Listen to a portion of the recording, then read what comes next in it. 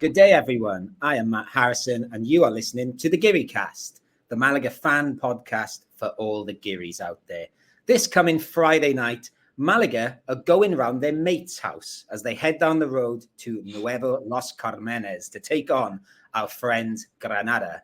Malaga remain undefeated across the opening 5 games of the season so far, with 2 draws from their 2 away games so far. Can Malaga retain their tag of invictos in the league so far? Or will Granada finally find their feet after a fairly cagey start to their Segunda season? Plus, we will talk about all the latest news from La Rosaleda, such as the latest fixture news and how Malaga's attendances are the best in the league, or were the best in the league this past weekend.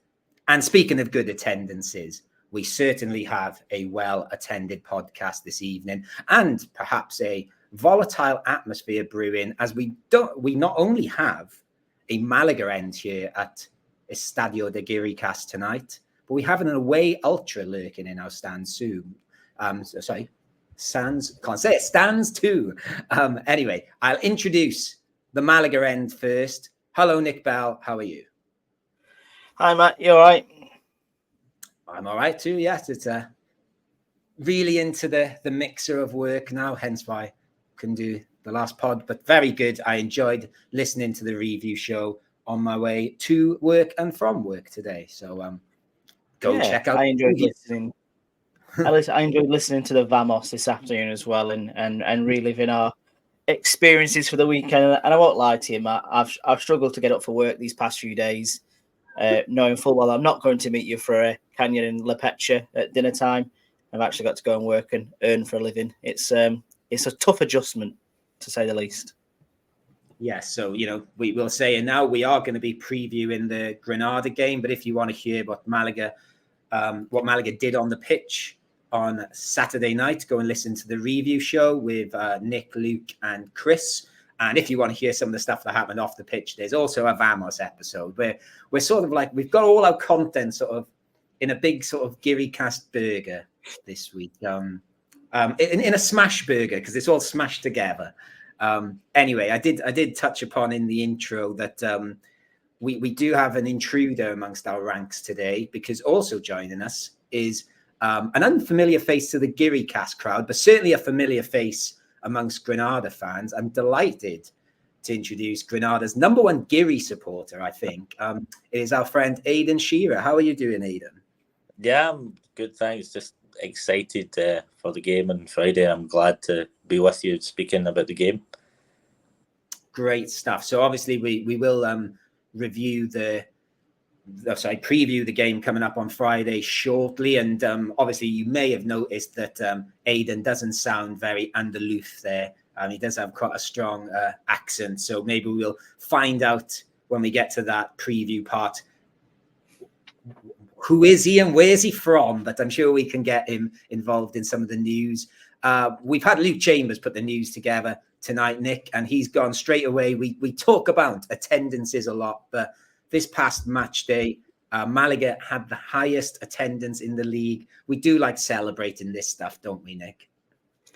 We really do. Well, I think first of all, we like calling it out for being maybe wrong to start with, but we're very proud of the fact that we are selling out La Rosaleda week in, week out at the moment. And again, on Saturday, there was a few pockets of seats here and there, but it was brimming would be the way I describe it. Well, I'll give you the I'm subscribed to the Marca newsletter, which sends out sort of the stories from the night before, and this morning of the sort of list of stories you used the word brimming there, but the bottom story amongst all the Real Madrid beating Stuttgart and other Champions League stuff, the headline was Estadios hyperllenos en una segunda de primera, which to translate is how would you put it? The hyper-filled stadiums of the first-class Segunda, I guess is how you'd say it. But they've gone with the hyper-filled now, because we had 26,000, Depot had 26,000, Sporting had 23,000, Zaragoza had 21. It's all good to see. Aidan, how's it looking over Granada? Because I know obviously the home form's not been great. Is there still a a good crowd going there or not? There was a lot of empty seats at last game. A lot of my row actually was there's only a few people, so it's Granada's one of these teams, I think, that, like a lot of teams, if you're playing well, you'll get the fans, but as the form starts to dip, a lot of people don't go, especially, the times of the games. Like the last game was a 4:15 kickoff against Deportivo, which obviously in Granada, 4:15, it's not exactly cold. No. But it actually was torrential rain during that game as well, which is... So I think it's a mixture of the weird tick-off times and the fact that the form has dipped. I think Granada, as I said, is one of these teams that fans don't go off the forms. You get your die-hard fans, but it's like any team. Yeah, it's and again, if there's one team you don't want to play in the rain, it's a team from Galicia, I guess. That's the one thing you think you're going to play in the heat against a Galician team, and you get rain. It's I get, Malaga have experienced that as well. Obviously, we're on a sort of upward curve at the moment in regards to that, but certainly when we were sinking in the Segunda for those few seasons, the crowds were going down, and there wasn't this rampant atmosphere. So, sure, Granada can get it back, and I've been there when that place is bouncing. It's a great stadium to be in when it's full. Just quickly, Nick, sorry, Aidan, to keep talking about how great Malaga's attendance is. But did you know, or did you realise that we've got a higher season ticket, a higher amount of season ticket holders than Barcelona, which I thought was quite a fun fact at the moment. Obviously, that's skewed by the fact of where Barcelona play, but that sounds quite good, doesn't it? I think on paper it looks fantastic, and given that they're in a 35,000 seater stadium that they're in now, but any chance to put something above Barcelona is always quite fun. And sorry, just going back to that Marca report or article, apparently in the whole league it claims that Segunda has almost 330,000 season ticket holders, which sounds a hell of a lot. I know obviously we've got 22 teams instead of 20, but I'd quite like to see the difference with the big league. Obviously they are going to have more because of things like Real Madrid and Atleti and San Mamés, but yeah, I'd be curious how big a gap. It's all proper clubs as well, isn't it? No B teams to skew the statistics, which is this season in Segunda is it's brilliant. I mean, it's fantastic. Yeah, I think actually it is Real Madrid, Athletic Club, Real Sociedad, the two Sevilla teams, and Valencia are the only clubs that have got more season tickets than, and Depor, obviously. They're the only ones that are above us, which is quite crazy, really.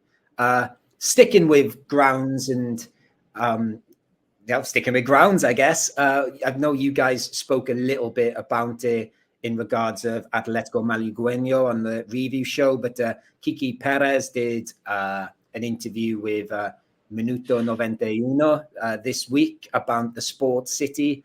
Do you want to give us some of the headlines, Nick? It seems like there's just going to be lots of pictures. Yes, and I flew over the training ground. I think I said that in the podcast the other day, and you could see the development as it's starting to sprawl. It looks really good. I didn't realize how close it was to the sea as well, which if you're looking to sell your club as a project and as a place to go train every day and work every day, there'll be fewer better than Malaga's at the minute. And the fact they're going to expand out to a fourth and a fifth pitch over the next 18 months, all AstroTurf pitches, all available for the academies, for the U teams, for the ladies teams, gets everybody under one roof, and it's brilliant. It looks great. Yeah, so they're saying there's going to be, I think there's going to be like 6 pitches, and there's talk of maybe a 7th pitch, which is, and Luke has put in our agenda here. It is considered they might create a 500 square meter area dedicated to goalkeeper training. Oh, imagine how good Alfonso Herrera is going to be then. that's just his zone. That's just where he goes to just trim his mullet and get in his headspace. And we should say that there is a reason Luke isn't here. He was kicked off the podcast when he chose Alfonso Herrero as the chumbo. We said, yeah, you can't come back. Sorry, you're gone. Yeah. Actually, he made some very valid points, to be fair to him, which it didn't shock me as much as it shocked you guys. But yeah, it was sacrilegious still to pick him. And I guess the only other real bit of news is we've got the latest fixture news, which we have to do on these podcasts these days, as I know Aidan will know as well. We sort of have to twiddle our thumbs waiting for the fixtures and kickoff times to come out. So the latest two out of the bag for us are we're going to Cádiz away at 6:30 on a Saturday, the 12th of October, I should add. And we have Oviedo at home, 6:30 on a Saturday, 19th of October. A lot of Saturday games for us at the moment, which is nice. Aidan, have you had any sort of brutal ones so far? Actually, we should say you were in Elche Monday, I believe, yes? Yeah, Sunday night, and yeah, Sunday. On the bus. Yes. I mean, the buses obviously take longer than cars, but you know, it's good. It's a good laugh. I'm sure you find the same. It's good when you see the pictures of the fans, and then you can spot everyone who's there, and then goes. Yeah, you see your bus mates in the crowd, which I guess is a good place to start then, because obviously we'll go into reviewing the game, and I've just said that you did travel to Elche to watch Granada this past match day, and I think if anybody follows you on any sort of part of your social media branches, that you do travel a lot with Granada, so I'm sure people might have sussed out by now, Aidan, that you are a Scotsman.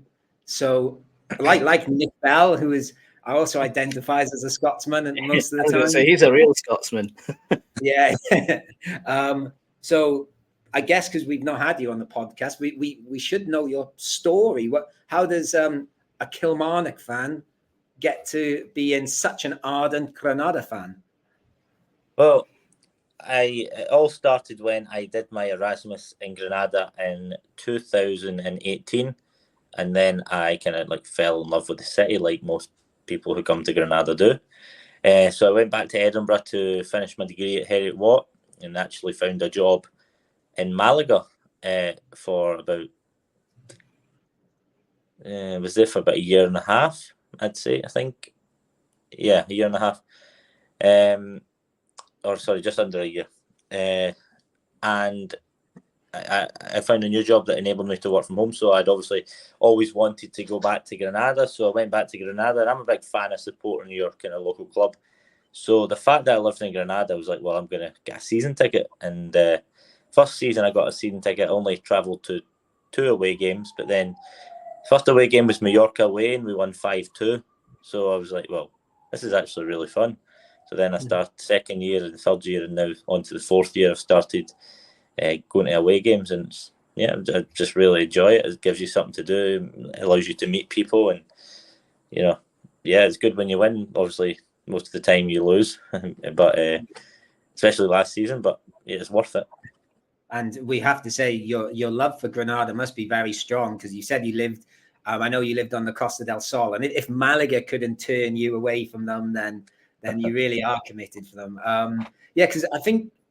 Were you there for the really good year? And forgive me, I forgot the manager's name when you qualified for Europe. I've got his name. Martinez. I was working in Malaga. I was actually at, believe it or not, I was actually working for B Soccer. So they gave us free Malaga tickets. So I'd actually been to quite a few Malaga matches through B Soccer, which, I mean, it was good, but they also sponsored Granada at the time, so I also went to Granada matches.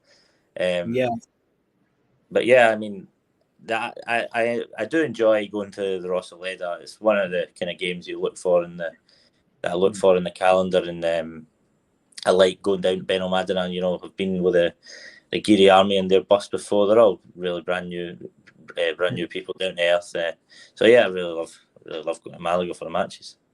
Yeah, I think actually, the first time I met you was probably one of the wettest nights ever at La Rosaleda, where we just hammered down, and all the ultras from both sides, and like our gang of, Giri Army and our mates were just huddled under the umbrella, outside Barramanas, Madrid. That was a night when there was water in the river next to La Rosaleda. Because if I remember rightly, you told me you played football down here as well, didn't you? No, I didn't play for a team. I actually trialed for a team. I never got in. It was a Olimpica Victoriana, I think they are. Okay. But I played with a group of expats, like 5 aside, 7 aside, 11 aside. That's really how a lot of the people who I met there still live in Malaga and from time to time go to the matches and all that. So it's another factor that I can go back for the matches and visit some old friends. So I'm glad I've still got connections in Malaga. Yeah. Well, it's very good to see you when you come down to La Rosaleda. Before we perhaps turn to your perhaps not so great start to the season, I always like to ask when we have guests who support other Spanish football teams. Do you have a favourite ever Granada player or a moment, or you can tell us both if you want? Well, something that'll always stay with me was when we won 5-2 against Mallorca. Obviously, because that was my first away game, and it's such a big result. I actually thought we would get promoted, but unfortunately we stay up. Sorry, but unfortunately we didn't. Favorite player? I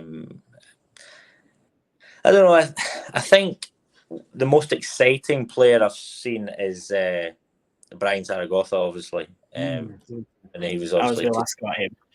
Yeah, but he's kind of like he left us, and he's playing for us Osasuna now, but he's not exactly showing glimpses of his quality since he left us. No. I always like I was bring him up for the Kevin connection. What? Sorry. Sorry, that was my cat that was screaming at me then. I was going to bring up the Kevin connection because obviously he's quite close with Kevin, if I remember rightly, isn't he, Matt? Like played in youth football. Obviously very similar in style, both aesthetically and football-wise. Obviously that big move to Bayern Munich was, good money for Granada, but do you think he could have done better than going to Osasuna? For me, it just didn't seem like a good move to come back to Spain for him, especially when he was hitting the heights with Granada. I feel like he sold himself short. He could have maybe gone into Liga or Serie A or something like that and really broadened himself. Well, it's interesting because, he wasn't exactly one of the better players at Bayern Munich, but I remember seeing Thomas Tuchel, that's the manager of Bayern Munich. He said that he wasn't playing Brian because he didn't speak German or English, so he's not going to learn much German or English at Osasuna. Maybe it would be a good move to send him to the German second division or send him to a team in England. Why didn't he come back down to Malaga and hang around Benalmádena and Torremolinos? Learn both. I was going to say my favourite Granada player, not that I ever saw him play for Granada, was Gorka Pintado, who Swansea signed and scored one of the greatest debut goals I've ever seen. Didn't quite work out for him after that, but he did score against Cardiff. So a shout out to the long-time Granada fans that got to see Gorka Pintado. And you've currently got an ex-Blackpool loanee in your squad as well, Aidan, which I think is as rocking horse excrement as you can find in Spain with Theo Corbenau. I think he signed him from Wolves, but we had him on loan for 6 months. Didn't do too much for us, but I believe he's doing all right at Granada, isn't he? Well, he's there. So he's not doing all right then. No. Very similar to how he was at Blackpool. As well. I think he's one of these players that you want to do well. It was the same last year with one of the guys. A couple of years ago, we had a player called Famara Diédou, who actually was on loan at Cardiff last year. A lot of the fans did not like him because he didn't score, but I just didn't think he was given a chance. He's one of these kind of cult heroes that you'll never forget, and for that reason, I want Theo Corbiano to do well. I think he scored in his debut, but I don't think he's not done anything since then. So who knows? Maybe he'll score on Friday. I think of all the years we've done this podcast, I think that's my favorite review of a player ever. He's there. Obviously, like we're talking about your Blackpool Wolves loanee guy is there. We've sort of touched upon that the start of the season for Granada has not been great. You've won one game, I think, isn't it? Yeah. So what's happening? What's going wrong, or is it just bad luck? What's the story? I think a lot of the fans are not pleased with the manager. You know, it's like the sporting director, Matteo Tognazzi. He brought in a manager last year, Kike Medina, who had no experience in Europe, who ultimately flopped. What about him? And then his next manager was just a manager it was a stopgap. And now this is the third manager who, again, has had no experience in Spain. He's managed in Russia and Greece, but that's it. And he's quite a young manager. So he's not... I don't think he's making the most of the squad that he has. Maybe something will just click. Again, a lot of people... There's a mix. A lot of people are hoping it clicks because obviously you want to win, but a lot of people hope we lose, so he gets sacked, which that's never good if you're hoping your team loses. I'm not an advocate of that. Yeah, sorry. I was going to say, it's kind of weird in Spain, is it? Because the key to getting out of Segunda is having somebody who can navigate Segunda, which is why you see the same names recycled time and time again. You don't see a lot of new faces coming into the league. And there was a lot of them about this summer. There was a lot of spare Segunda managers. So I suppose it's a surprise that they've not gone down that route, considering it worked so well for them last time with, was it Paco Lopez who took you up originally?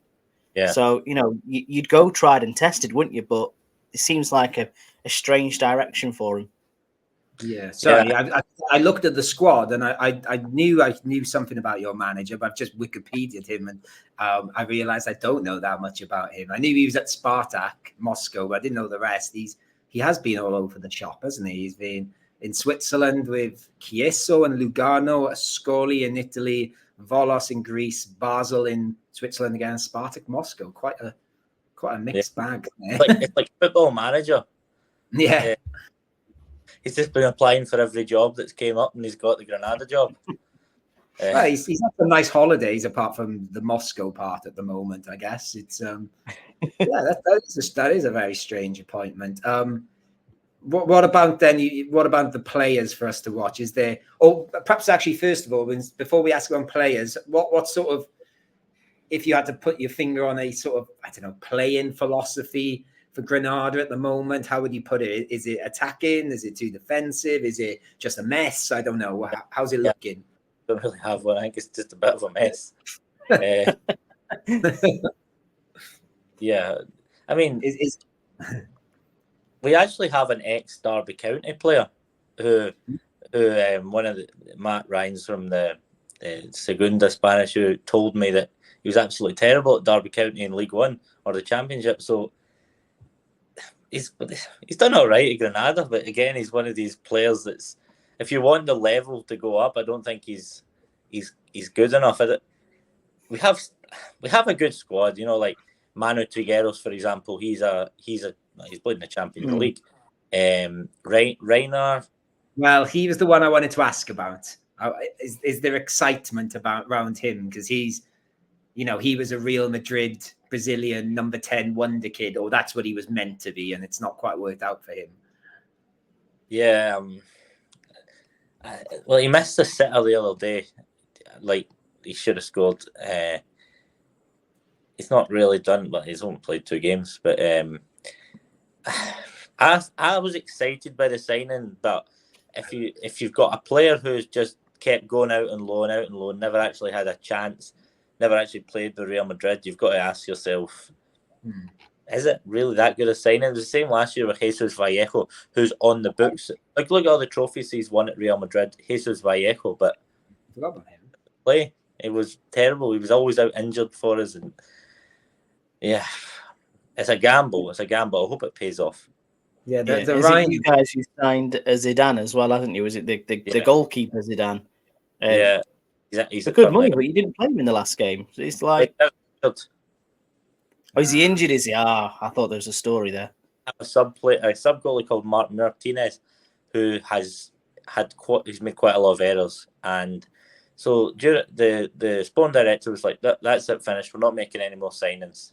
Then he signs another goalkeeper, who presumably to replace Martin Martinez, who's not good enough. It's just a shambles. The recruitment at the moment at Granada is just a shambles. We're not seeing actually any of the money that we get from selling players.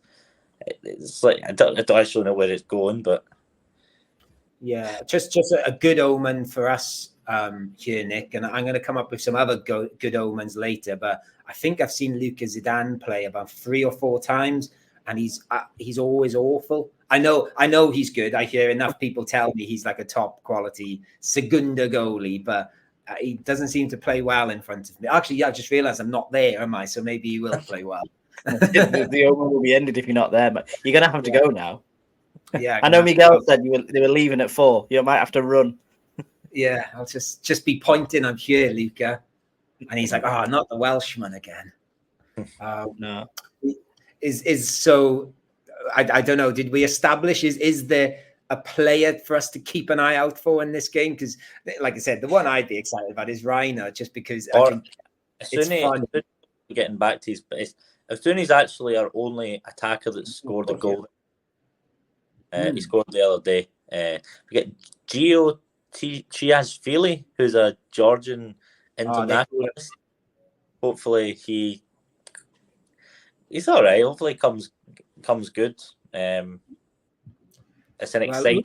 If you think about the three players, Asuni, Reiner, and Chiashvili, if you see their names on paper, you're like, "Whoa, this is a good squad." But I don't know. He's been playing well recently, and a lot of fans are not too pleased with, not too keen on Wiseman.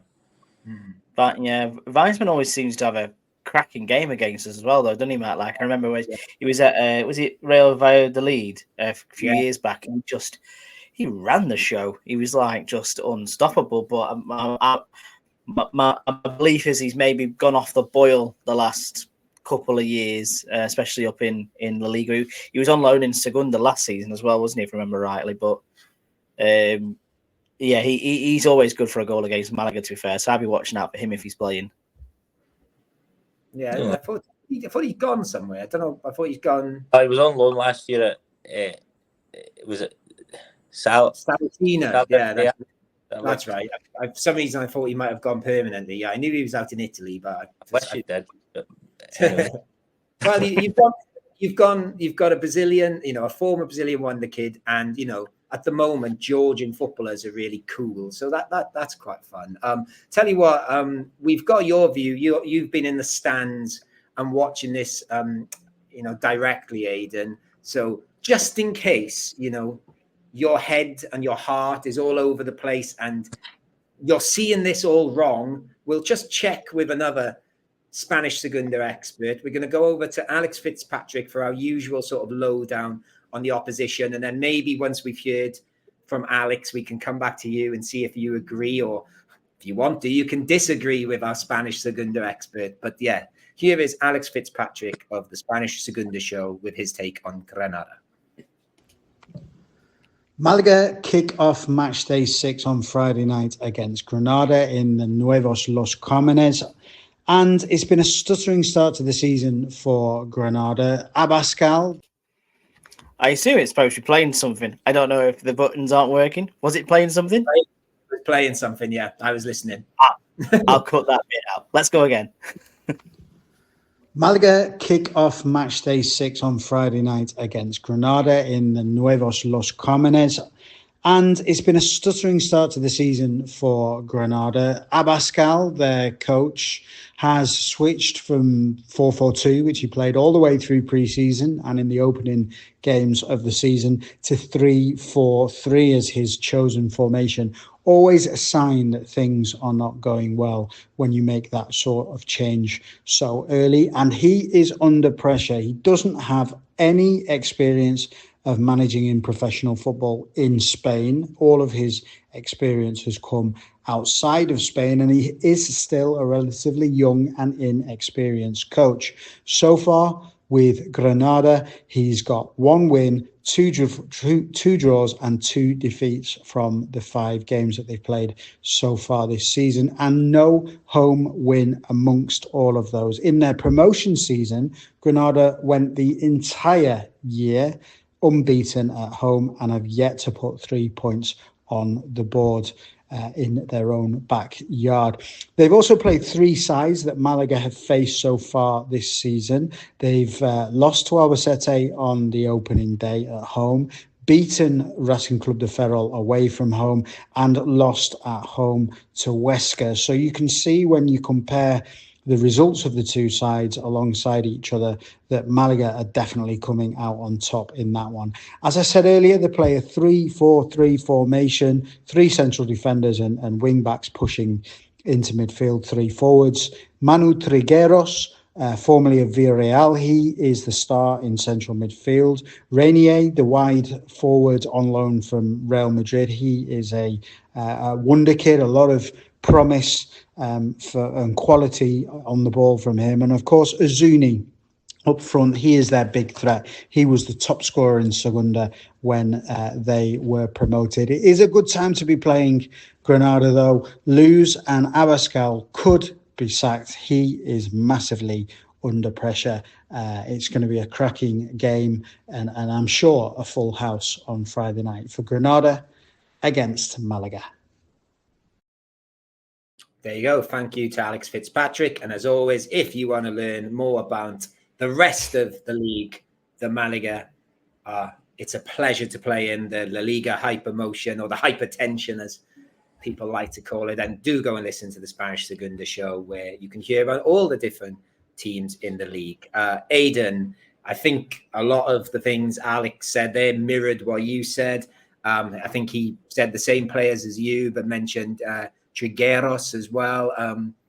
Do we agree with everything Alex said there? Yeah, again, he again says he's had no experience.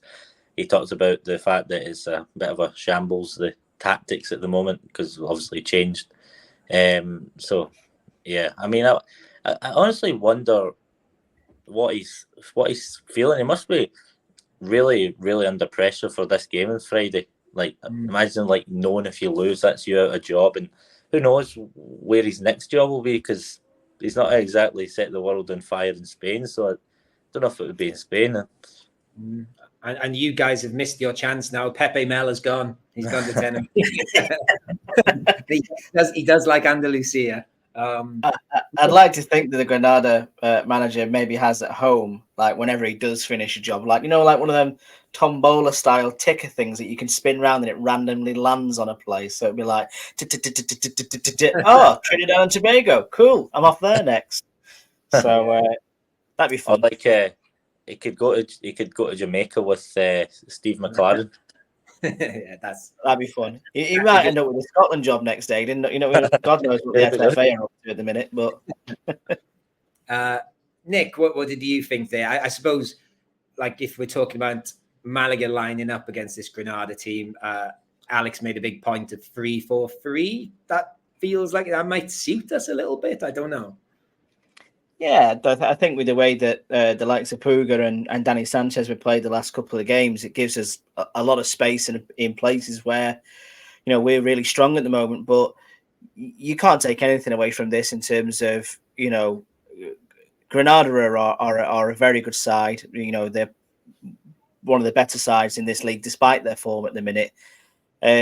And you'd be naive to think that it isn't going to click from at one point, whether that manager's in charge or whether it's the players just have a great game. So for me, it's just going to be a great game of football. And we've got an unbeaten run to maintain. We've got top 6 to chase if we're looking really optimistically early on this part of the season. And I think that camaraderie is also going to be a good part of it as well, because, you know, Friday night under the lights in Los Comenes, it should be decent. Before perhaps we talk about the Malaga 11, Nick, I did say I had some good omens to share with you, and I guess some bad omens for Aidan. Did you see the stat which appeared in Quarto Millennio? I didn't pick it up this week. I don't even know what it is. I read it somewhere else and I quoted it.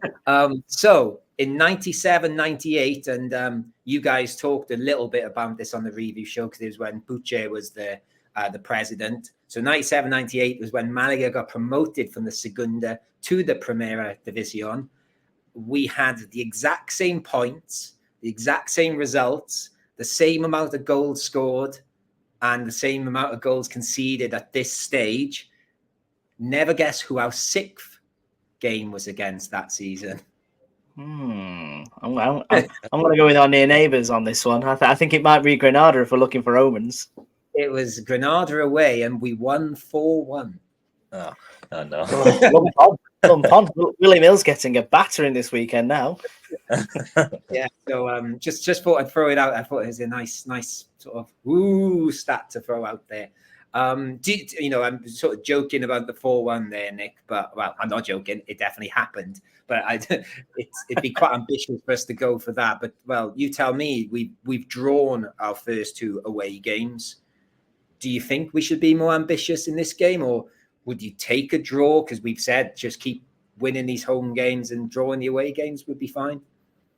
Yeah, I think it's a difference between a want and a need at the minute, and I think the want is for us to go away and pick up a big result, and show the same kind of form that we have been playing at home since April.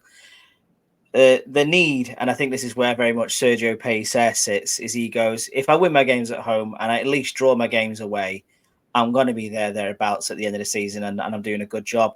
So it wouldn't surprise me that we sort of flip back to the form that we saw at Cordoba, that try not to lose attitude that we had in that game, which is a shame because I thought against Huesca, especially in that first half, we were incredible. So it'd be a shame to see us take a step back, but I can also see his sort of pragmatic approach to football under Pellicer. I'm going to drag you back a little bit there, Nick. You said we'll be there or thereabouts.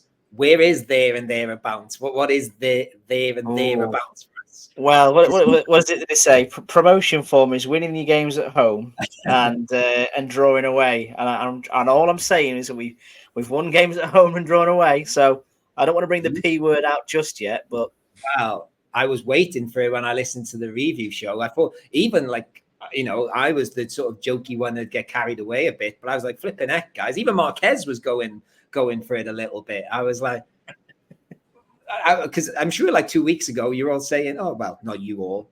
Like some people were saying, oh, we've not played that great. And all of a sudden we're like, oh yeah, we're amazing. I think Chris said people need to reevaluate what they thought of Malaga. And I was sort of like, well, I'd like to point out my early season prediction of a 10th place finish. That'll be my Alex Ashmore moment when he said that Roberto's in his starting 11 for last year. I'll dine out that for another few months, but I think I said 14th, didn't I? I can't remember. Yeah. So I played it a little safer. So what's the sort of feeling in the Granada camp, Aidan? I get the impression it's pessimism. Would you take a loss to lose this manager? No, I want to win. Yeah. We do have to go out and try and win. We can't. Yeah. It has to be a win. If it's not a win, he has to get sacked. But I think if it's a draw, he still won't get sacked. But yeah, I think most people are pessimistic. There's a lot of people unhappy with the board as well. It's a mixture of everything. It's completely different to what it was 2 years ago when we were winning 5 games at home, 5-0, 3-0, 2-0.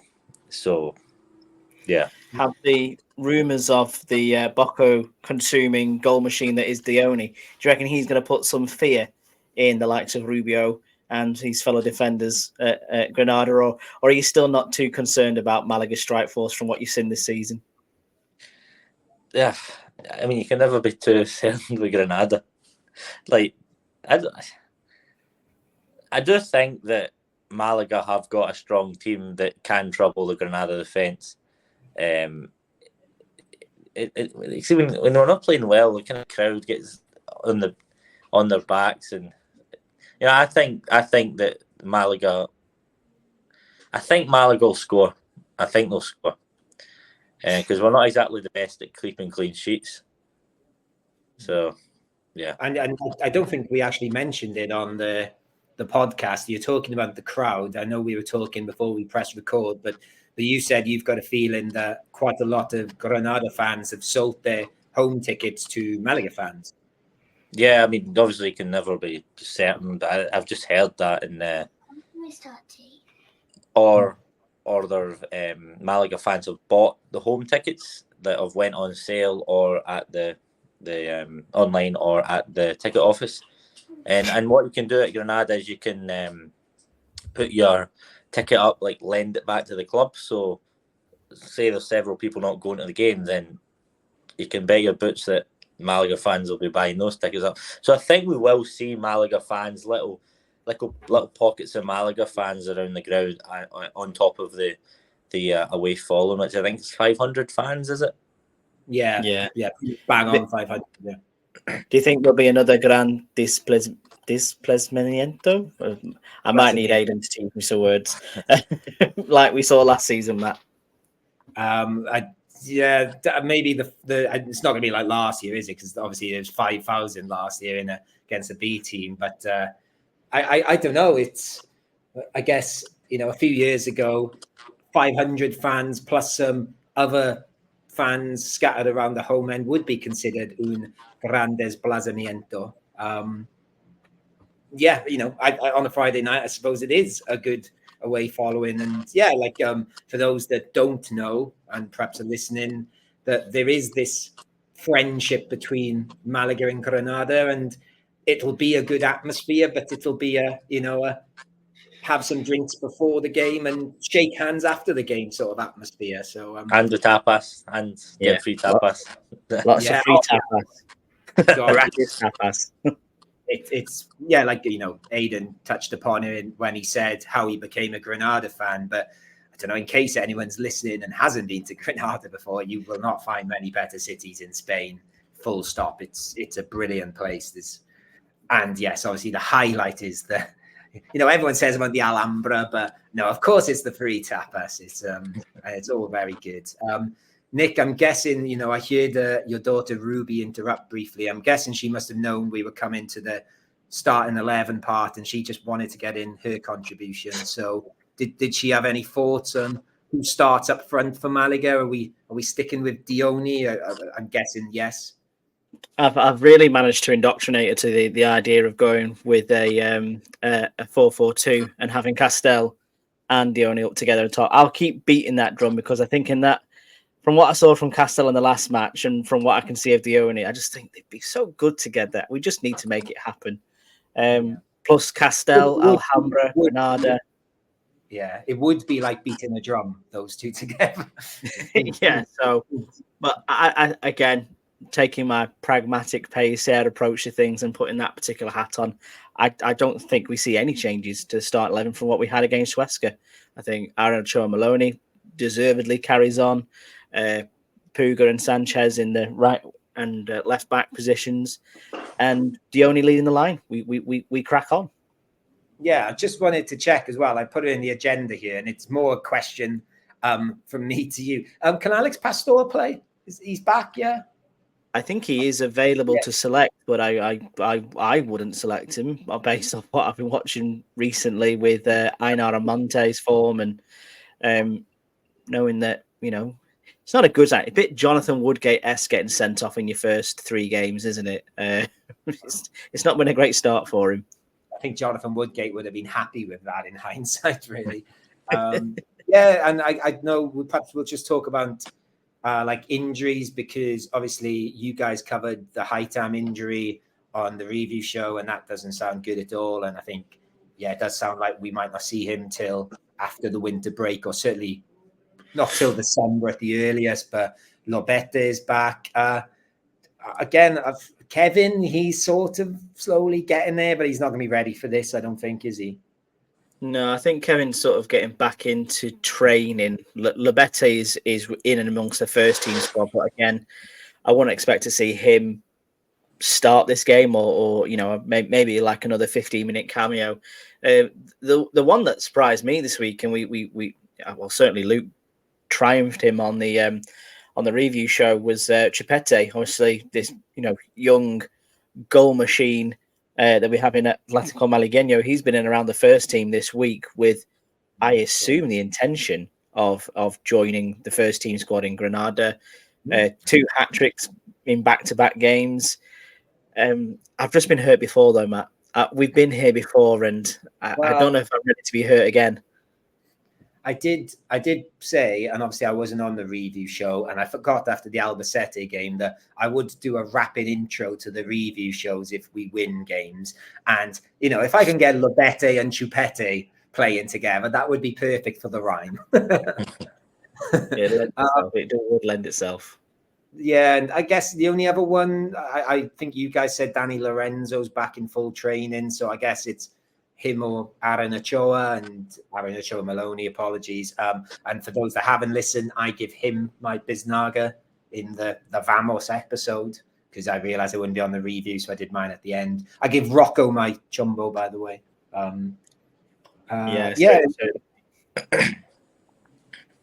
But yeah, I think, is there anything else we need to cover for this game, Nick or Aidan? Is there something you really have to tell us about? I was just going to ask a question. Is he Irish or is he Spanish? He's both. He's whatever you want him to be.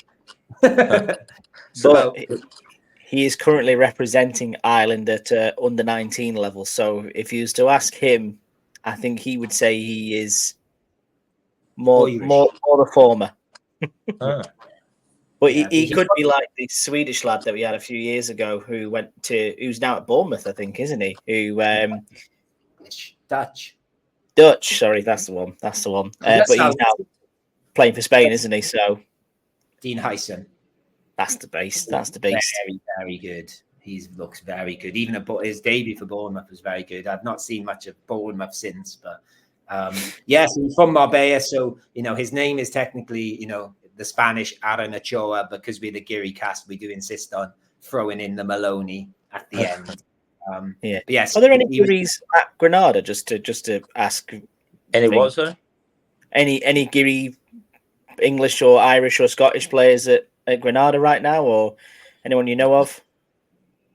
No. Well, the closest we have is the guys who played in the UK, Joswiak at Derby, Corbiano at Blackpool and Wolves. I think that's it. Actually, yeah, I don't think there's any. Well, I speak to a lot of them. A lot of them can communicate in English because I've spoken to Weissman and Asuni in English, and Gio can't speak any Spanish. So they probably have translators or people inside the club who can speak English. I suppose my parting question would be, we've seen Scott McKenna and Ollie McBurney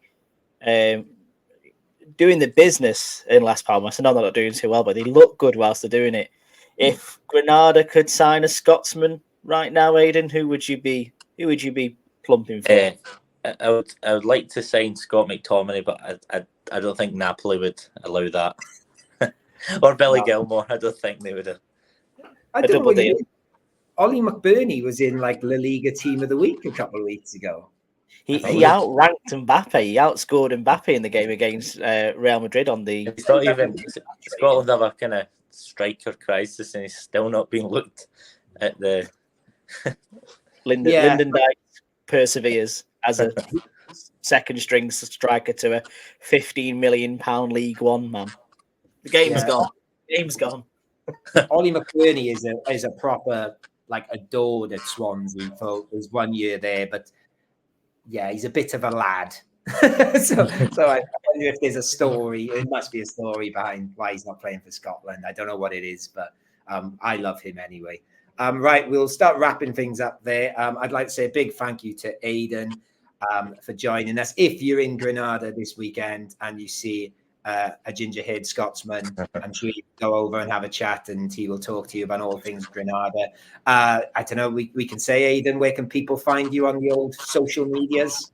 Yeah, it's called at GCF Scott on X, and I believe it's the same name on TikTok. I uploaded a TikTok the other day and it got 20,000 views. It was just me singing "Sweet Caroline" at halftime in Elche, and all the Granada fans were joining in. Wow, that's going to be a niche algorithm. That as Nick knows, that I just before the England thing, I just hate "Sweet Caroline." It's one of those songs I just can't stand. Too many working men's club in South Wales growing up and hearing it too many times, and so I won't be liking that TikTok or whatever you do with TikTok, Aidan. But otherwise, obviously, results aside, I hope you have a good evening on Friday and hope you get to meet some Malaga fans. I don't know if any of the Gearys are going. They were sort of umming and ahhing. So, well, anyone who's coming across, and I'll be at a bar called Bar Metro before the game, and just come up and speak to me. There's actually a guy, one of my friends, Mark, who's he's a Granada fan. He actually lives in La Linea now, but he's from England. He's just got a new flag made. He's a Charlton fan, so it's got a Charlton badge and a Granada badge, and it says something else on the England flag. So he's looking forward to the new flag getting put up. Nice stuff. So definitely go and check out Bar Metro and say hello to Aidan. Nick, tell me, are we doing a live stream? I won't be, but